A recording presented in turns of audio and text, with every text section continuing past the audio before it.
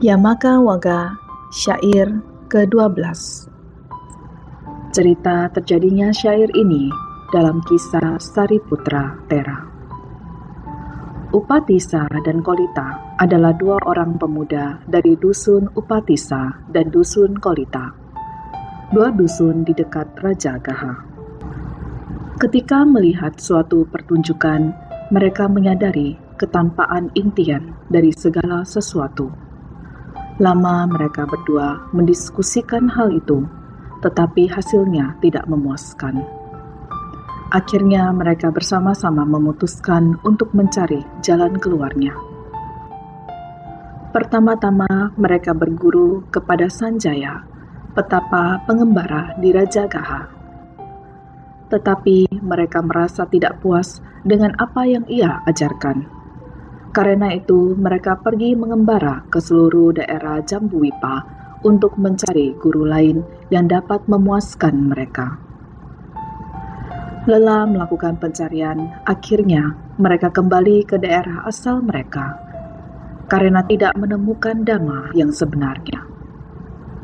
Pada saat itu, mereka berdua saling berjanji akan terus mencari. Jika di antara mereka ada yang lebih dahulu menemukan kebenaran dhamma, harus memberitahu yang lainnya.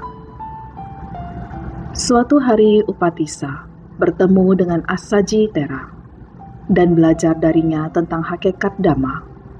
Sang Tera mengucapkan syair awal, Ye Dhamma Hetu Pabawa, yang berarti segala sesuatu yang terjadi berasal dari suatu sebab. Mendengar syair tersebut, mata batin Upatisa terbuka.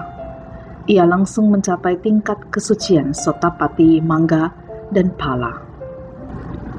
Sesuai janji bersamanya, ia pergi menemui temannya Kolita, menjelaskan padanya bahwa ia, Upatisa, telah mencapai tahap keadaan tanpa kematian dan mengulangi syair tersebut di hadapan temannya. Kolita juga berhasil mencapai tingkat kesucian Sotapati pada saat akhir syair itu diucapkan. Mereka berdua teringat pada bekas guru mereka Sanjaya dan berharap ia mau mengikuti jejak mereka. Setelah bertemu, mereka berdua berkata kepadanya, "Kami telah menemukan seseorang yang dapat menunjukkan jalan dari keadaan tanpa kematian. Sang Buddha telah muncul di dunia ini. Dhamma telah muncul, Sangha telah muncul. Mari kita pergi kepada Sang Guru." Mereka berharap bahwa bekas guru mereka akan pergi bersama mereka menemui Sang Buddha dan berkenan mendengarkan ajarannya juga, sehingga akan mencapai tingkat pencapaian Magga dan Pala. Tetapi Sanjaya menolak. Oleh sebab itu, Upatisa dan Kolita dengan 250 pengikutnya pergi menghadap Sang Buddha di Weluwana.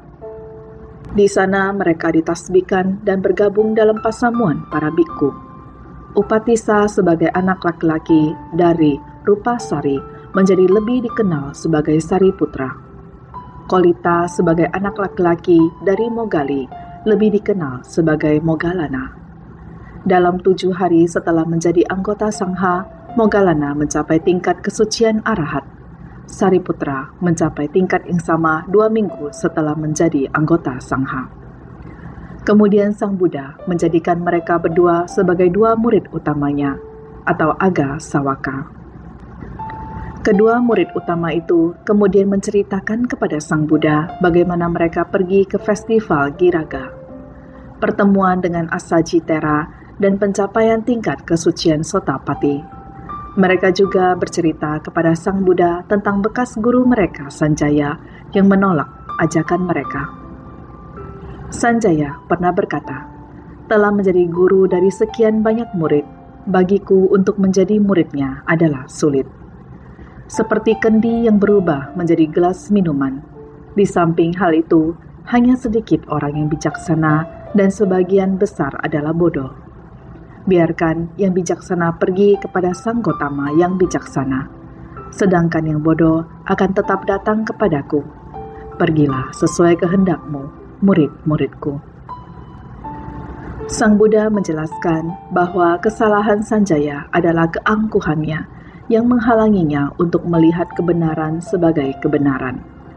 Ia telah melihat ketidakbenaran sebagai kebenaran dan tidak akan pernah mencapai pada kebenaran yang sesungguhnya. Kemudian Sang Buddha membabarkan syair 11 dan 12 berikut ini.